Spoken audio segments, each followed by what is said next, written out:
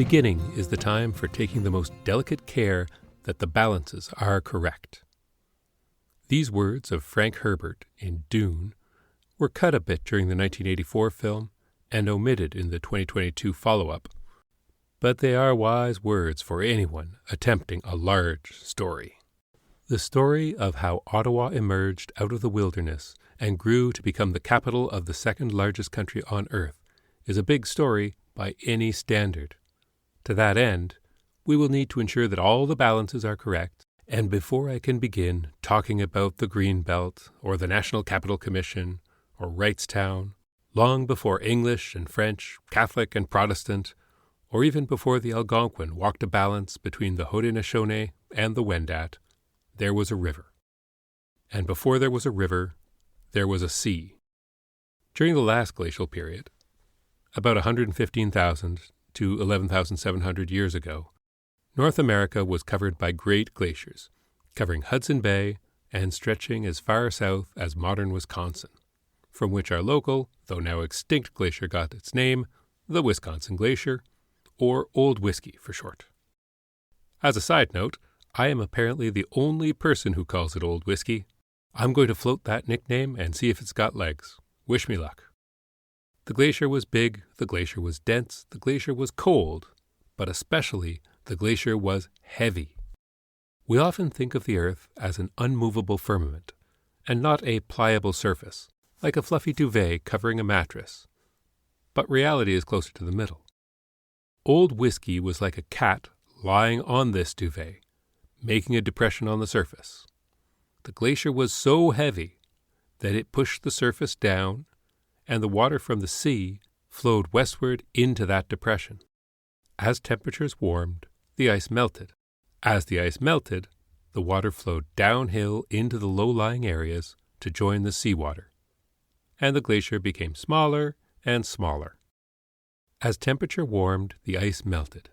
As the ice melted, the water flowed downhill into the lower-lying areas to join the seawater, and the glacier became smaller and smaller. As the glacier shrunk, it became less heavy, and the ground beneath the heavy glacier gave the Earth a kind of breathing room that geologists call isostatic rebound. Without that heavy weight on top of it, the Earth could relax and rise to its current level of about 80 meters above sea level, pushing the salt water back into the sea where it belongs. The Champlain Sea was not technically a sea, but an inlet of the Atlantic Ocean. It was 55,000 square kilometers, stretching along what's now the St. Laurence River all the way to modern Brockville, up the Richelieu River to Lake Champlain on the New York-Vermont border, and up the Ottawa River to the environs of modern-day Pembroke. At what's now Ottawa, the surface of the sea was approximately 150 meters above the seabed.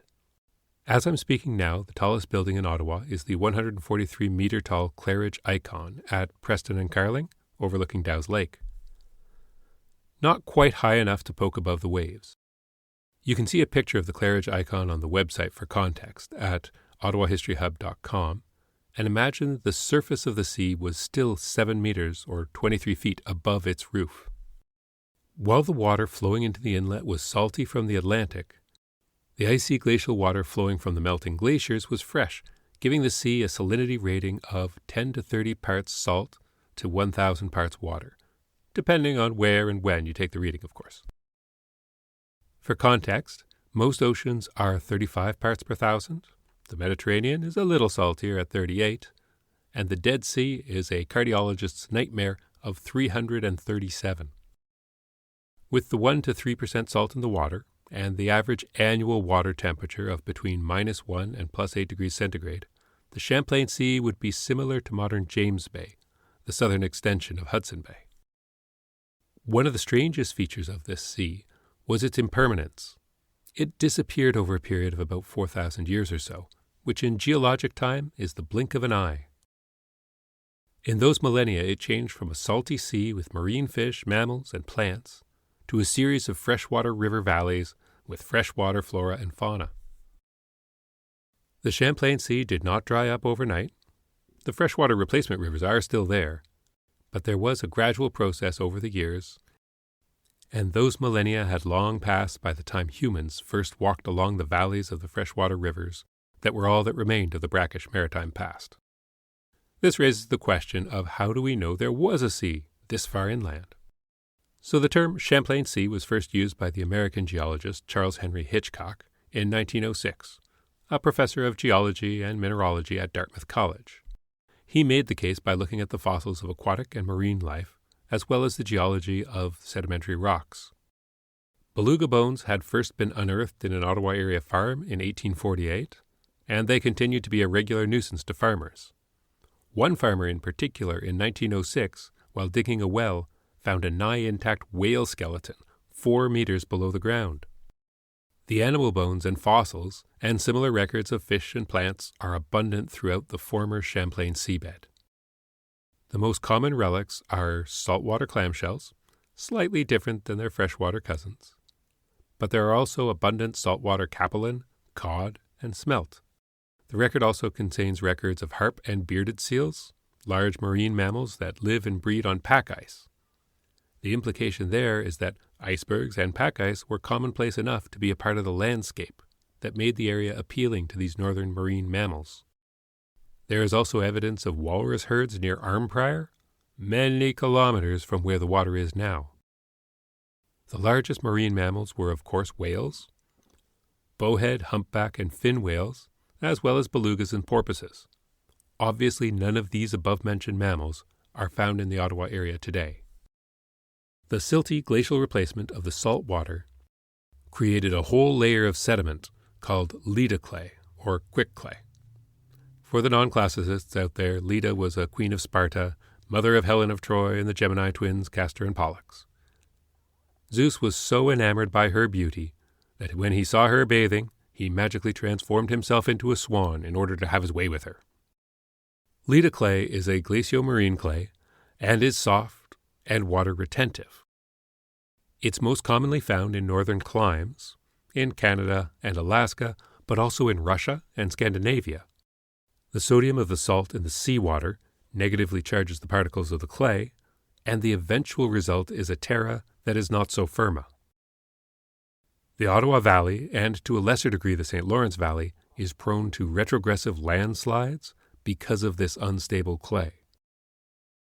Retrogressive landslides start at the water's edge, and then the land begins collapsing there, and the collapse moves inland, often at great speed.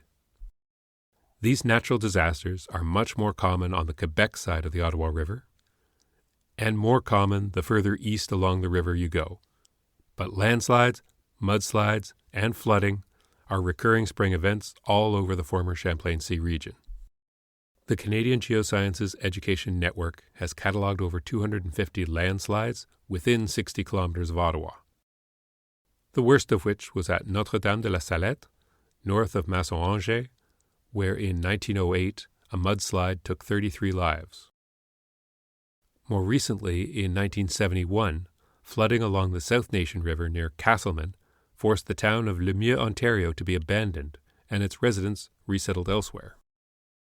One of the best views of what would have been the Champlain Sea is from Champlain Lookout on the Champlain Parkway, which is in Gatineau Park in the Gatineau Hills, just north of the city of Gatineau. My apologies, but Ottawa isn't great or imaginative when it comes to names. It can be a little repetitive, and it can be a little confusing. From high atop the early escarpment, you can see the flat fields that flank the quiet river all year round, though there is some enthusiasm to the Ottawa's flow in springtime. On the parkway there are two other lookouts, the Etienne Brûlé and the Huron lookouts. While also very nice, these two don't have quite the same panoramic breadth as the Champlain. Another legacy of the Champlain Sea is the bogland surrounding Ottawa. No longer the pestilential morass that gifted malaria to the early European settlers, bogs such as the Mer Bleu bog dot the countryside around the city. Boglands are wetlands with at least 40 centimeters of decaying vegetation. That creates peat. It should be no surprise that the world is not flat, and these local bogs are natural depressions in the land that didn't have the runoff into the river drainage system as the Champlain Sea retreated. Because of the high acidity in the water from the salty oceans and the silty glaciers, vegetation decays at a very slow rate, and these bogs preserve a carbon record of years past. The wet and acidic soil also acts as a better home for mosses and lichens than it does for bushes and trees. The peatland within the bog can give you a better sense of what the land beside the Champlain Sea would have looked like when the sea was high. The Champlain Sea is a curious tale because nothing is first-hand. To the best of our knowledge, no human eye ever bore witness to it. The earliest indigenous records arrived many centuries after its retreat. We find the sea in broad, flat valleys next to steep hill country, in whalebones at the bottom of wells, seashells up in the hills, and low pH level peat bogs outside of town, and in landslides whose destruction was preordained thousands of years ago by a sea retreating from a land bouncing back after the last ice age. If you'd like to learn more about the Champlain Sea, you can find some links on the website to some entries in online encyclopedias, as well as some more scientific-minded links. One really accessible book that I would recommend to anyone about the history of Ottawa that also begins with the Champlain Sea is An Acre in Time by Phil Jenkins. This book is one of the first modern and readable histories of the city. I started this episode trying to get the balance right between giving a true history of the past, how that past was chronicled and made available to the modern world, and how it affects us on this day. The Greek playwright Euripides quipped, "The best and safest thing is to keep a balance in your life. Acknowledge the great powers around us and in us. If you can do that and live that way, you really are a wise man." There are few powers greater than the sea, but even that is subject to time.